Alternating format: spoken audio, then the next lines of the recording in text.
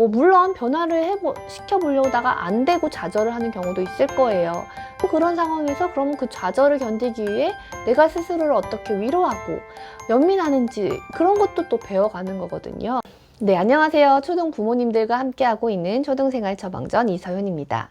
네, 오늘은 우리 아이가 친구에게 끌려다니는 것 같을 때, 뭔가 왕처럼 구는 친구가 있는 것 같을 때 어떻게 하면 좋을지 생각을 해보도록 하겠습니다. 물론 친구 관계에 부모님이 적극적으로 직접적으로 많은 부분 개입하기 쉽지 않아요. 그거는 선생님도 마찬가지입니다.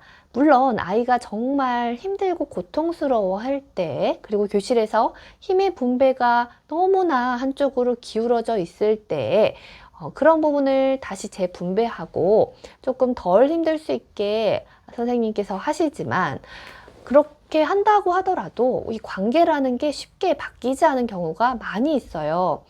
그래서 일단 우리 아이가 어떻게 생각을 하고 처신을 할 수 있는지에 대해서 또 많이 알려주시고 연습을 시켜주시면 좋을 것 같아요.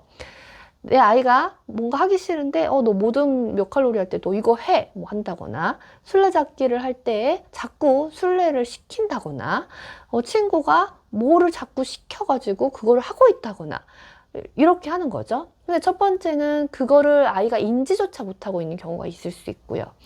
인지를 하지만 싫은데 뭔가 꾸역꾸역 하고 있는 경우가 있죠. 자, 그러면 인지조차 못했을 때에는 친구랑 같이 놀 때 더 기쁘고 즐거운 마음이 큰지, 아니면 힘들고 슬픈 마음이 큰지에 대해서 물어보시고 이야기를 해보시면 아이도 내가 그 친구랑 놀면 자꾸 뭔가 힘들어지고 짜증이 나는 것 같아, 그 마음이 더 큰 것 같아 라는 생각을 한번 해볼 수가 있다는 거죠. 그 다음에 그 왕처럼 구는 친구가 뭔가 힘이 센 것 같아서 그것 때문에 나도 모르게 끌려다니고 있는 거는 아닌지, 내가 그 친구한테 거절하는 게 무섭고 두려운 마음이 너무 큰 건 아닌지에 대해서도 이야기를 해보는 거죠. 근데 그렇다고 해서 내가 그 친구한테 싫다고 말도 못해, 무서워하는 바보 같아, 이렇게 자책하고 하는 게 아니라 엄마 아빠도 그런 적이 있었다, 누구나 그런 거 있다 하고 공감을 해주시는 거예요. 그래서 그런 이야기도 같이 마음 터놓고 이야기를 해보시면 좋을 것 같아요. 그 다음에는 이제 거절을 하는 것을 확실하게 알려줘야 되는데, 이때 거절에서 중요한 것은 말투하고 눈빛이거든요. 교실에서 분명히 싫다고 하는데 제대로 싫다고 전달이 안 되는 경우가 많이 있어요. 싫어, 하지 말라고 이렇게 되면은 그냥 재미있다라고 느끼는 거죠. 그래서 계속 이제 잘못된 행동을 반복을 하는 거예요. 그래서 저희 아이가 뭔가 또 그런 상황이 있을 때 너 그럼 친구한테 뭐라고 말했어? 라고 하면은 싫어, 이렇게 말을 했대요. 자기 분명히 싫다고 했는데 싫어, 이렇게 말을 했대요. 이제 제가 막 눈빛이랑 말투 교육을 시키는데요. 싫다고, 하지 말라고, 너는 나를 존중하는 게 맞아?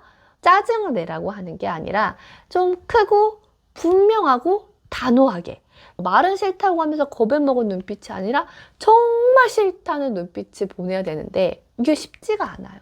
그게 쉽지 않은 기질이 있을 수도 있고, 그 아이가 너무 세서 말을 하는 게 쉽지 않을 수도 있고, 그런데 어쨌든 연습을 해보는 거예요. 거울을 보고 엄마랑도 같이 아빠랑도 같이 더 세게 해보는 연습을 하면 조금 더 말을 할 수가 있고요. 그리고 그 싫은 마음이 계속 마일리지가 쌓여가다가 폭발을 해가지고 싫다고 하는 순간에 그 연습했던 게 조금 더 튀어나올 수가 있거든요. 그래서 그 다음에 이제 선생님께 도움을 요청을 할 때, 저는 이제 선생님, 제가 이런 것들을 다 해봤는데 지금 제가 너무 힘들어요. 제가 더 이상 할 수 있는 게 없어서 선생님 좀 도와주세요. 그런 식으로 좀 말할 수 있도록 연습을 시켜요. 그러니까 구체적으로 내가 힘든 거를 좀 말을 하고요. 내가 다 해봤는데 안 된다, 선생님이 좀 도와주셨으면 좋겠다, 이렇게 도움을 요청을 하는 거예요.